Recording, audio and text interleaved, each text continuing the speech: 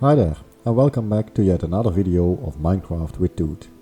As promised in my previous video, this one is going to be about a gold farm. We're going to make it pretty easy, so let's jump into the build and I'm going to show you how I make it. I spent quite a lot of time in collecting lava and then converting it into obsidian. In the end, I collected something like 3 stacks of obsidian. So here you see all the obsidian. You also see a bunch of repeaters. We're not going to use that much. I placed a couple of cobblestones in the ground just to mark out where I want to build my farm. The nether portals, they will be 23 blocks wide. And I'm going to take the center block because that's where I want to make the killing chamber.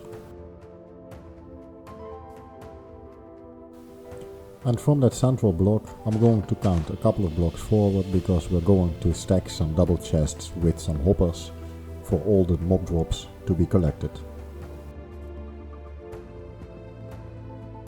In a later stadium I'm going to add like an automatic sorting system because you will get golden ingots, golden nuggets, swords, all that kind of stuff. But if you don't have that, you can put as many chests as you want. Just remember, the more chests, the higher you go.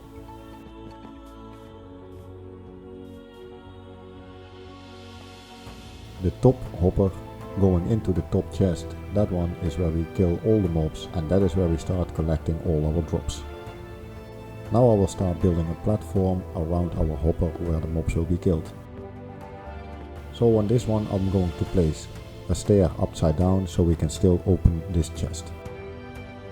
For the killing chamber we're just going 1 block around the hopper. And after that we're going to make it 1 block higher. And we will do the same with this chest. We're going to place a stair upside down so we can still open it. Now we'll remove this temporary block and we're going to extend this little platform a little bit. And after that we're going to build our stairs going down. So basically this is it. I will extend this one a little bit more to have a wider access because I just like it to have stairs which are 3 wide. I will finish this quickly and come back to you. A nice wide access to our killing chamber, that's what I like. I'm adding some glass on the killing chamber so we can see the mobs which are falling down. And over there I added a solid block and a slab below, so this is exactly where we are going to kill our mobs. Now let's remove this temporary block and add a slab on top of the hopper. And here in the bottom we're going to close it also off with some glass. From here I'm going to use some scaffolding to go up and then we're going to build the killing chamber a total of 20 blocks high. So now that we reach the height, it's time to make our collection system and I'm going to use water streams. So from here I'm just going to count out a couple of blocks to the side and then go up by 1 and then build some more blocks. On the other side of our drop chute I'm going to build exactly the same. So I'll get back to you when that one is done. At the water collection system, build a wall 2 blocks high, going all the way to our drop chute. And yes, of course, also from the other side. And now that's done, I will put like a safety block in our drop chute so I don't fall down. Now that our collection system is done, and yes, I'm a little bit hungry, I'm going to build the nether portals and I will get back to you.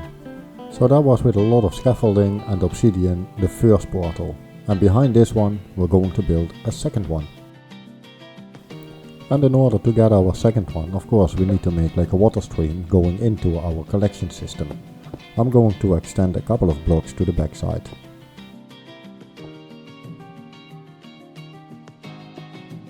And this is also going to be a water slide, so make this a 2 block high wall. And for the water slides, we're going to make an exact copy as for the first portal. So I'm coming back to you in a second.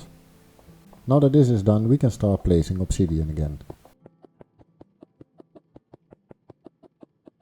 And here I made a terrible mistake. I counted until -1 from 23, where another portal can be maximum 23 blocks wide. I will show you with a flint and steel that if you go too big, the portal won't light up.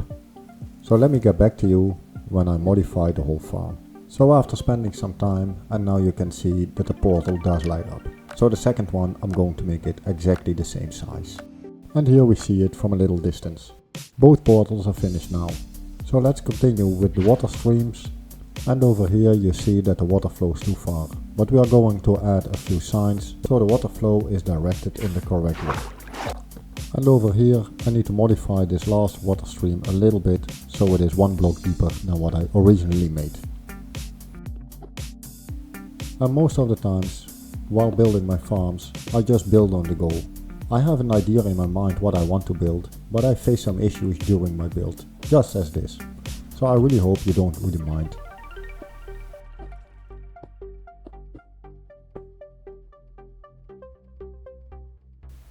Now that this is fixed, let's remove this block of wood and add a few signs over here also to stop the water flow.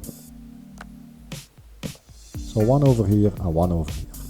And now let's place back that safety block. And now we should be good to go with the water. Over here in the corner, add a few blocks so you can get a walkway.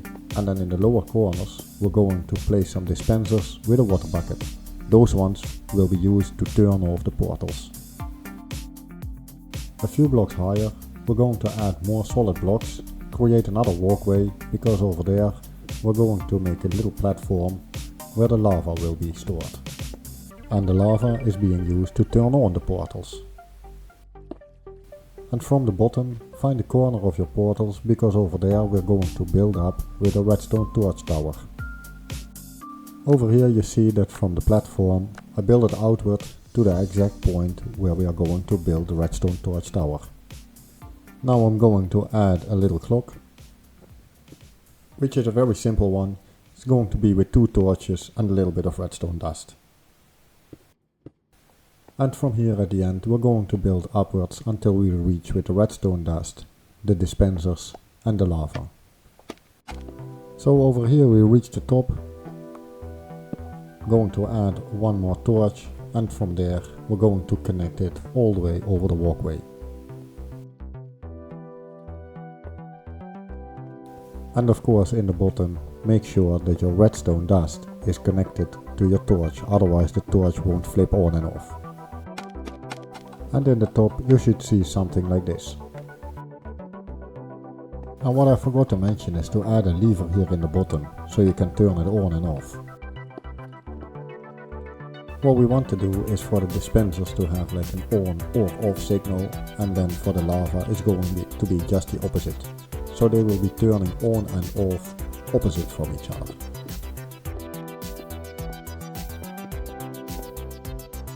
And also here in the bottom I'm going to add a repeater, so I am able to get a little bit of a delay in the redstone signal.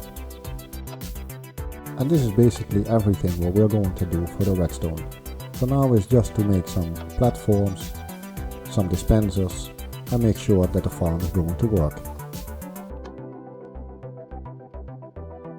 Up here again, in this corner, we're going to place a dispenser and add a water bucket to it. And we're going to do the same for the next one. And then up here, we're going to make a little platform where we are going to store the lava and where we are going to add some trapdoors. The trapdoors will be opening and closing on the clock what we made before, and in that way the portals will be turned on. And because the dispensers get the opposite signal, they are going to turn off the portals. And then over the trapdoors we're going to place some more blocks and connect them with some redstone dust. And inside we're going to place a bucket of lava, which will be kept in position by the trapdoors. And of course for the second portal we're going to make an exact copy as the first one.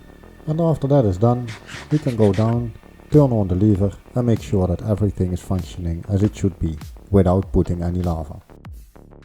And this is what you want to see. You want some water coming out and you want to see that the trapdoors are opening and closing.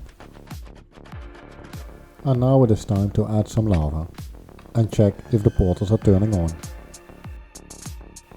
So add a bucket of lava in the center, of course on both, And we already see that the first portal turned on, so that's a good sign. And the second one is also on. So let's go down, flip the lever and see if our portals turn on and off when the redstone signal is working. Alright, and that's what we want to see. So now the mobs can come through the portal, into the water stream, fall down the drop chute, and we can kill them in our killing chamber. So let's go over there, kill them, get XP and get gold. But of course we also need to turn off the farm to make sure that everything is functioning properly. Unfortunately, I see that we have water flowing down while the farm is turned off, so we really have to fix that. We're going to add some signs here and there. So we will add one over here and we are going to remove this one in the corner.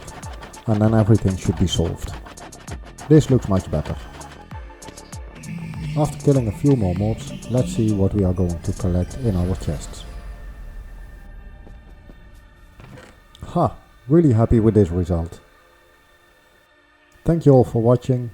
Please don't forget to subscribe or like my video, and I really hope that this build will help you in your world. See you next time. Bye for now.